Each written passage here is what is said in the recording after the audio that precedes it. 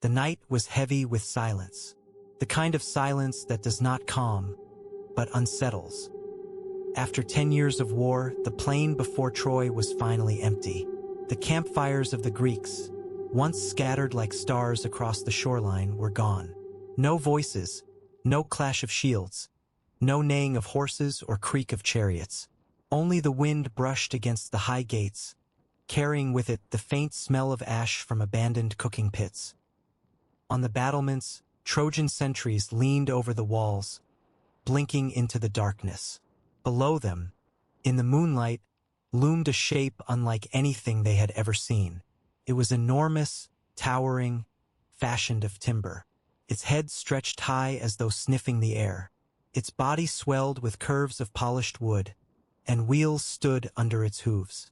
A horse, massive, impossible, left behind by enemies who had vanished.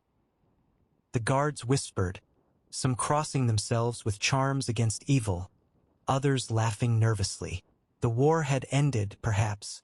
The Greeks had finally broken, sailed away, leaving behind the strange monument as a token of surrender or mockery. But no one knew for sure, and in that uncertainty lay the beginning of Troy's last night. To understand why the Trojans hesitated, why they argued, and why in the end they opened their gates, one must understand the weight of 10 years. The war, as Homer sang in his Iliad, began with a theft or perhaps with desire.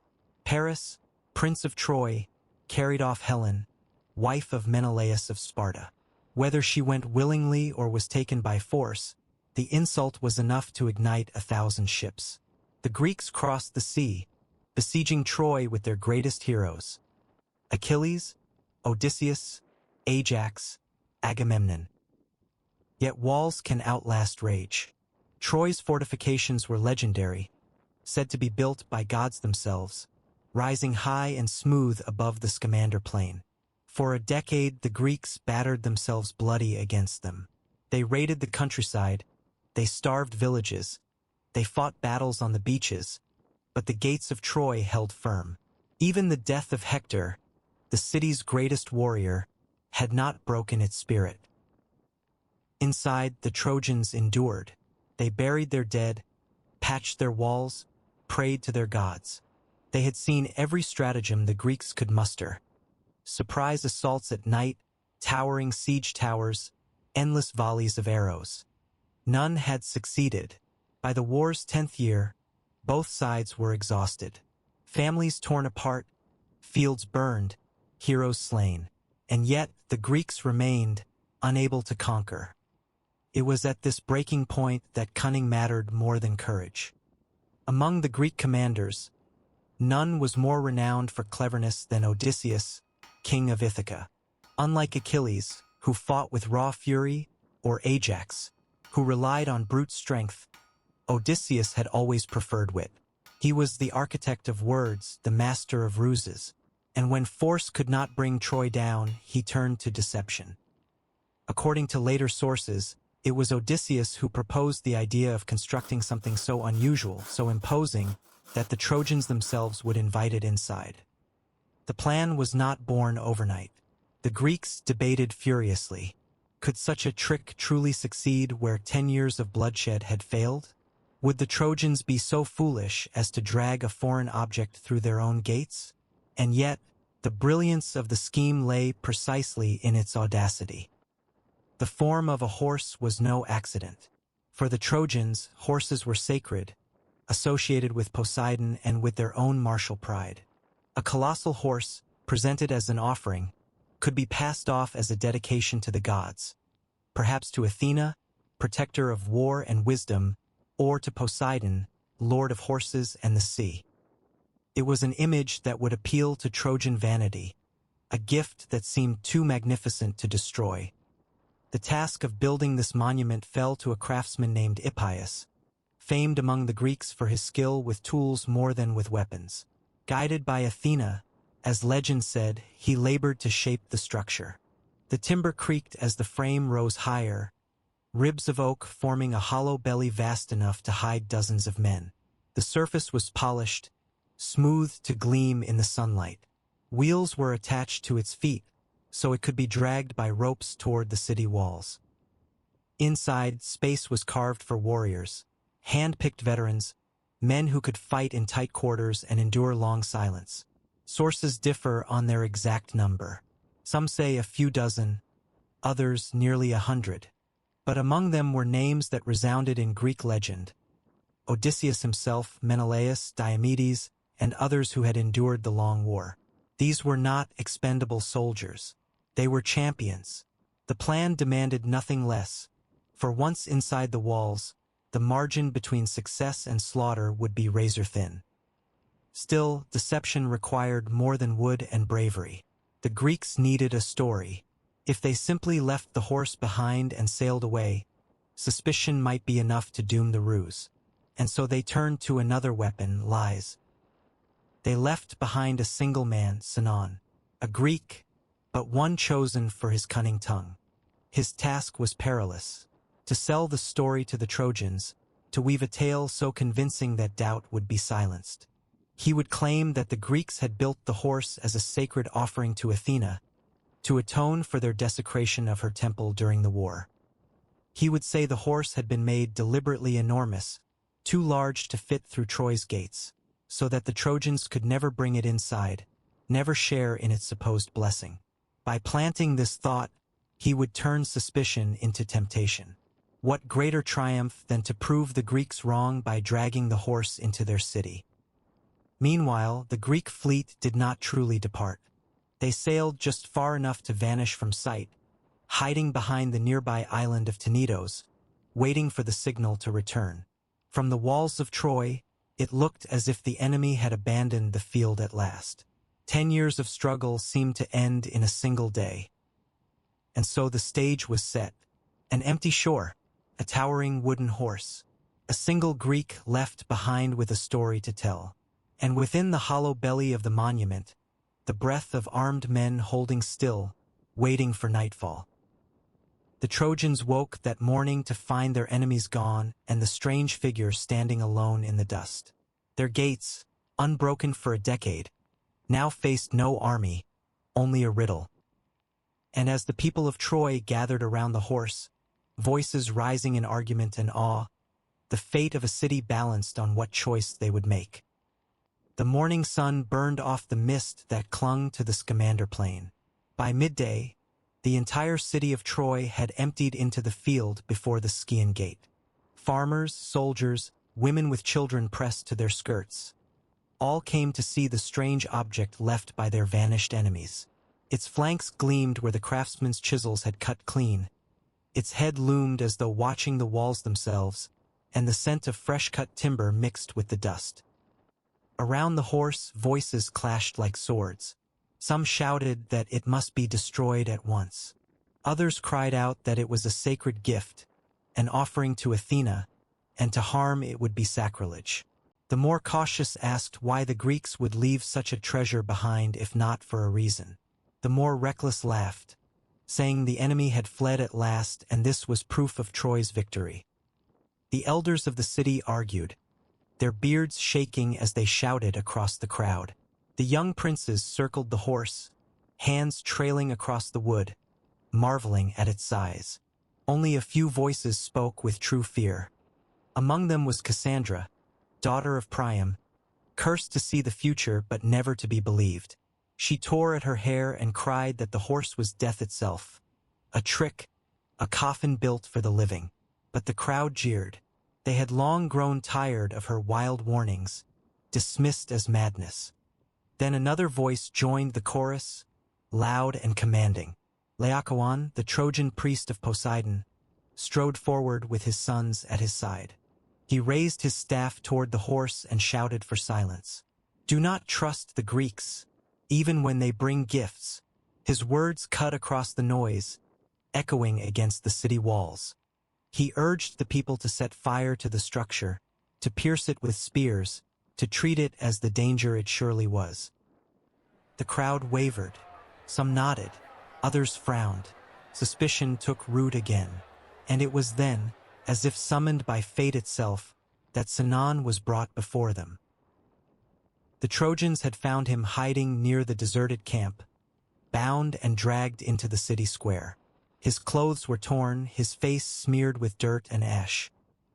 He looked every bit the desperate deserter, and when questioned, he told his tale with trembling lips. He claimed he had been abandoned by the Greeks, left to die as punishment for refusing his commanders. He spun his lies carefully, swearing that the horse had been built as an offering to Athena to ensure safe passage home. It had been made so large, he said, so the Trojans could never take it inside their walls, so they would be denied the goddess's protection. He begged them to pity him, to believe that he was no longer their enemy. His words fell like oil on fire. The Trojans, weary of war, hungry for any sign of divine favor, leaned toward belief. The horse, once a puzzle, now seemed like a prize. Drag it into the city, they said, and the blessing meant for the Greeks would become theirs. Laocoon did not yield. He strode forward once more, seized a spear, and hurled it with all his strength against the wooden flank. The weapon struck true, and the horse shuddered with the blow. From within, those close swore they heard a hollow echo, the clang of armor, the muffled sound of men holding their breath. A few gasped, a few turned pale, but in the swell of voices, doubt drowned again in the tide of hope. Then came the sign that sealed Troy's fate. As Laocoon turned away, calling for fire, a cry rose from the shore. Out of the surf reared two serpents, vast and terrible, their coils glistening, eyes burning like coals. They struck at Laocoon and his sons, wrapping them in their monstrous bodies, crushing the life from them as the crowd screamed. The priest's shouts for warning turned to wails of agony before he and his children were dragged beneath the waves, leaving only foam and silence.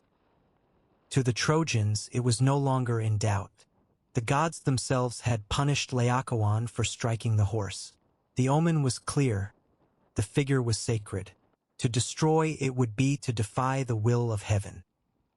So, with ropes and wheels, they began to haul it toward the gates. Priam himself, old and weary, gave the order. The Scaean gate, which had held against Greek fury for 10 years, now opened not for an enemy army but for a gift. Step by step, with straining backs and songs of triumph, the Trojans pulled the horse into their city. Cassandra's screams echoed from the walls. She clawed at her own face, shouting that death rode on wooden hooves. But the people, drunk on the thought of peace, ignored her. Children danced beside the wheels.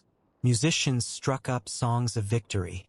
The horse passed through the gates, casting its long shadow across the city streets.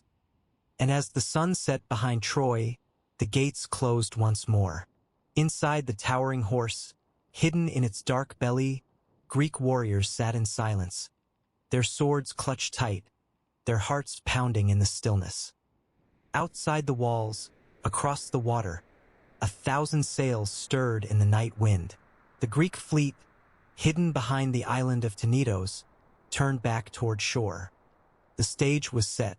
Troy had taken the bait. Its fate was already sealed, though none within its walls yet knew. Night descended on Troy with a deceptive softness. Torches lit the streets, and fires crackled in the courtyards as the Trojans poured out to celebrate. For the first time in a decade, there was laughter in the city. Women sang songs of thanksgiving, children danced, and wine flowed in endless streams. Musicians played their lyres until the strings broke, and the air filled with smoke, music, and relief. Priam, weary king of a weary city, ordered sacrifices to the gods. Oxen bellowed as they were led to the altars, blood mingling with spilled wine on temple floors. At last, the old king declared, "The curse is lifted." His words carried across the square, greeted with cheers from a people desperate to believe them. Yet not all were joyful. Cassandra wept in the shadows, her cries drowned out by revelry. Again she begged her people to listen. Again she warned them that the horse would bring ruin, but none believed her. Her curse, bestowed by Apollo, was crueler than chains. She spoke truth, yet no ear could hear it. By midnight, the city lay in drunken peace. The gates were barred, the watch was lax, the guard posts unmanned. Exhausted by celebration, Troy slept. But in the belly of the horse, silence had not softened. The Greek warriors endured their long confinement. Cramped in the dark, armor pressed against wood, blades clutched in sweating hands. Every creak of timber, every sound of revelry outside gnawed at their nerves. For hours they had sat in near suffocation, listening, waiting. Some dozed in fits, jerking awake with the weight of what was to come.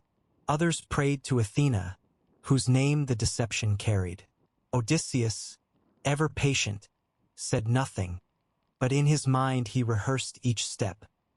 Finally, a signal pierced the night. From the watchtower near the sea, a flare burned faintly, answered by a flicker of fire across the water. It was Agamemnon's fleet, returning from its feigned retreat at Tenedos.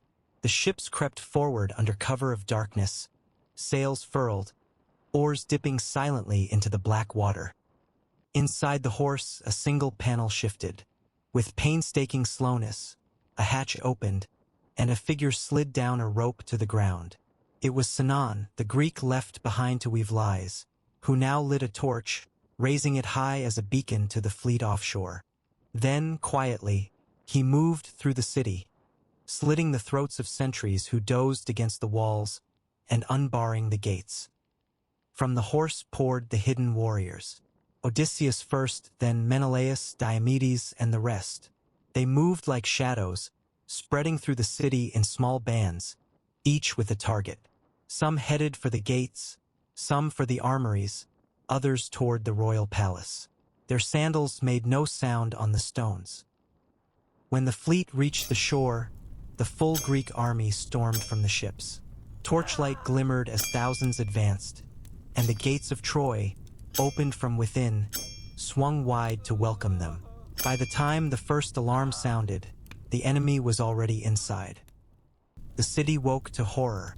Flames leapt from rooftops as Greek torches were hurled into thatched houses. Screams tore through the alleys as soldiers cut down men in their beds. Mothers clutched their children, running blind through streets that ended in fire or blades. The 10 years of siege had seemed merciless, but the night of Troy's fall was worse. In the palace, Priam knelt at the altar, clinging to the statue of Zeus. Neoptolemus, son of Achilles, stormed in, sword dripping. The old king begged for mercy, but the warrior struck him down on the very steps of the temple, blood staining the sacred floor. Elsewhere, Menelaus found Helen. Some sources say he raised his sword to kill her, only to be disarmed by her beauty once more. Others claim she pleaded for her life, swearing she had been taken against her will. Whatever truth lay there, Helen lived. She was led back to the ships as Troy burned behind her. Aeneas, noble cousin of Hector, gathered what men he could and fought his way through the chaos, carrying his aged father on his shoulders and leading his small son by the hand. Guided by omens, he escaped the city. His descendants, poets later claimed, would found Rome itself. But for Troy there was no dawn. The horse, the gift that had seemed a triumph, now stood blackened by firelight, its belly empty, its secret revealed too late. The city's walls still stood, proud as ever, but they no longer mattered. The enemy was inside. By sunrise, Troy was ash and ruin. Smoke smeared the sky, and the cries of the survivors rose like a funeral hymn. What 10 years of open war could not achieve, one night of deception had accomplished. The greatest city of Asia had fallen, not to strength, but to cunning.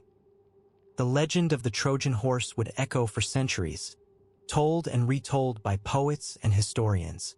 Homer hinted at it, Virgil in his Aeneid immortalized it, and generations of listeners marveled at the audacity of the plan. Was it true? Archaeologists debate whether a wooden horse ever stood before the gates of his Arlic. Some suggest it was not a horse at all but a siege engine, mistranslated by poets. Others believe it was entirely myth, a metaphor for betrayal and folly. Yet in war, truth often hides behind story. Whether wood and wheels or symbol and song, the lesson remained the same. Even the strongest walls cannot protect those who open their gates to the enemy.